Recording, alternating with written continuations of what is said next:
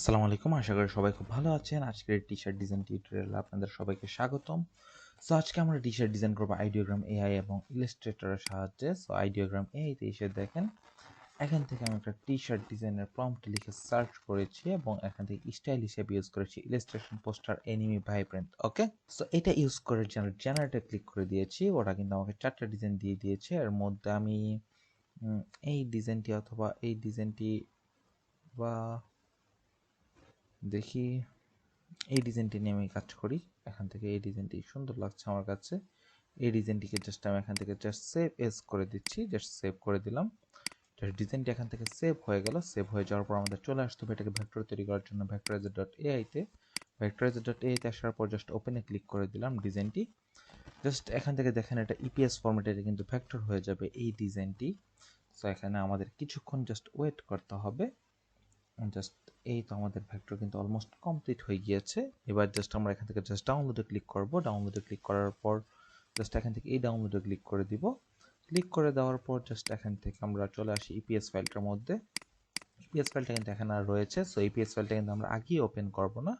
Open করার আগে আমরা চলে আসবো ইলিস্ট্রেটরে। ইলিস্ট্রেটরে এসে ক্রিয়েট নিউতে দিয়ে 11.9 17.9 ইঞ্চি এবং এখান থেকে কালার মোড থাকবে RGB 300 ppi দিয়ে জাস্ট ক্রিয়েটে ক্লিক করে দিব এবং এখানে আমরা একটা ব্ল্যাক টি শার্টের জন্য ডিজাইন করব। সো এখান থেকে এটা শেপ ড্র করে নিচ্ছে এবং এটাকে আমি ব্ল্যাক কালার করে দিচ্ছি এবং কন্ট্রোল 2 দিয়ে জাস্ট এটাকে আমি লক করে দিলাম।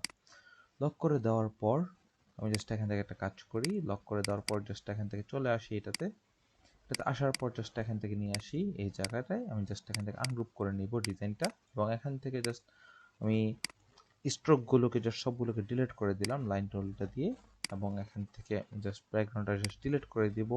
এখান থেকে দেখেন একটা ওয়ার্ড আছে, এই ওয়ার্ডটাকে জাস্ট আমি এখান থেকে ডিলিট করে দিব। ছোট একটা ওয়ার্ড আছে, সো এটাকে জাস্ট আমি এখান থেকে ডিলিট করে দিলাম। ডিলিট করে দেওয়ার পর জাস্ট কন্ট্রোল জি দিয়ে গ্রুপ থাকলো। গ্রুপ থাকার পর জাস্ট এটাকে আমি এদিকে নিয়ে আসি এবং এই ডিজাইনটা আই হোপ হোয়াইট টি শার্টে বেস্ট মানাবে। যেহেতু দেখি আমাদের ডিজাইনের পিছনে ব্যাকগ্রাউন্ড কি ছিল, যদিও ব্ল্যাক ছিল, বাট এটা হোয়াইট টি শার্টও খুব ভালো মানাবে এই ডিজাইনটা। সো জাস্ট আমি এখান থেকে এটাকে প্লেসমেন্টটা ঠিকঠাক করে দিলাম। এটা মিডল করে দিলাম। মিডল করে দেওয়ার পর জাস্ট নিচে নামিয়ে নেই। নিচে নামিয়ে আনার পর feel and fine in Valentine, just এই লেখাটা আমি এখানে দিয়ে দিব। Feel and fine in Valentine, just এটাকে দিয়ে জাস্ট এখান থেকে দেখেন ফিলাইন লেখাটাকে যেটা আছে সেটাকে জাস্ট আমি এখান থেকে উপরে দিয়ে দিচ্ছি। উপরে দিয়ে দেওয়ার পর জাস্ট এখান থেকে এটাকে কালারটা একটু ঠিক করে দিব। কালারটা জাস্ট এখান থেকে আমি এটা করে দিই ফিলাইন। ওকে, এখান থেকে ফাইন ইন এই লেখাটাকে জাস্ট আমি এখান থেকে নিয়ে নিই। নিয়ে নেওয়ার পর জাস্ট এটাকে আমি এখান থেকে ফাইন ইন লেখাটাকে জাস্ট এদিকে দিয়ে দিই ছোট করে। ওকে, বা এখান থেকে এরকম করে দিয়ে দিই। ওকে, জাস্ট এখান থেকে এরকম করে রাখি ফন্টটা এবং ফাইনিংটাকে জাস্ট আমি এখান থেকে হোয়াইট কালারে রাখি। হোয়াইট কালার রাখার পর সামান্য একটু কার্ভ হবে, সামান্য কার্ভ থেকে আমি একটু আর্ক করে দিলাম সামান্য ফাইনিং। ওকে, আর এখান থেকে দেখেন এই যে ফিলাইনের এই লেখাটা আছে না, এই লেখাটা একটু উপরে থাকলো এবং দুইটাকে একসাথে সিলেক্ট করে অবজেক্ট থেকে এক্সপান্ড, আমরা জাস্ট এক্সপান্ড করে জাস্ট দুইটার অ্যালাইনমেন্ট এটা ঠিক করে নিই। ওকে, ফিলাইন ফাইনিং জাস্ট এই লেখাটা এরকম করে থাকলো। জাস্ট এই ফিলাইন লেখাটাকে জাস্ট সিলেক্ট করব। সিলেক্ট করে জাস্ট পাথ থেকে অফসেট পাথ আমরা জাস্ট এখান থেকে একটু বড় করে দিচ্ছি। এটাকে কন্ট্রোল এক্স দিয়ে আমরা জাস্ট কাট করে নিব। ফাইনাল লেখাটাকে সিলেক্ট করে মেক মাস্ক করব, ক্লিপ করব। এখান থেকে এই হোয়াইট বক্সটাতে জাস্ট ক্লিক করে আমি জাস্ট কন্ট্রোল এফ দিয়ে ফিলাইনটাকে পেস্ট করে জাস্ট এটাকে আমি ব্ল্যাক কালার করে দিচ্ছি। এই তো ফাইন হয়ে গিয়েছে। এবার জাস্ট আমরা আবার বক্সটাতে জাস্ট ক্লিক করলাম। সো দেখেন আমরা কিন্তু ফিলাইন লেখাটা দিয়ে আমরা জাস্ট এটাকে কাট করেছি। সো ফাইনিং আমার জাস্ট ফাইনাল লেখাটা এরকম করে রাখি আর ফিলাইনটাকে জাস্ট আমি এরকম করে জাস্ট দিয়ে দিই। ওকে, ফিলাইন ফাইনিং আর এখান থেকে ভ্যালেন্টাইন লেখাটাকেও জাস্ট আমি একটা কাজ করি এরকম করে জাস্ট দিয়ে কন্ট্রোল শিফট ও জাস্ট দিয়ে দিলাম। দিয়ে দেওয়ার পর জাস্ট এখান থেকে দেখি ভ্যালেন্টাইন লেখাটা এইদিকে আছে।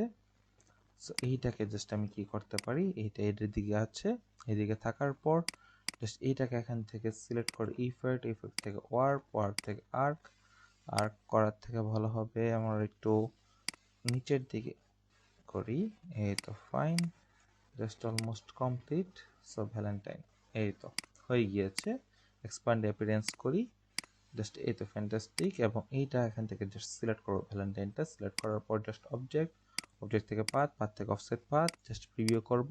এই অফসেট পাথটাকে জাস্ট কন্ট্রোল এক্স দিয়ে আমরা জাস্ট কাট করব। এখান থেকে ডিজাইনটাকে সিলেক্ট করব, ট্রান্সপারেন্সি প্যানেল থেকে মেক মাস্ক করব, জাস্ট ক্লিপটা তুলে দিব, হোয়াইট বক্সটাতে জাস্ট ক্লিক করে কন্ট্রোল এফ দিব, এই অফসেট পাথটা জাস্ট এখানে পেস্ট হয়ে যাবে।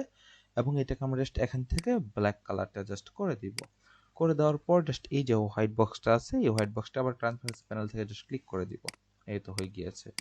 আর ভ্যালেন্টাইন লেখাটাকেও আমরা জাস্ট এই কালারটা জাস্ট করে দিচ্ছি। না, হোয়াইট কালারটাই মেবি বেটার। ওকে, হোয়াইট কালারটাই রাখি।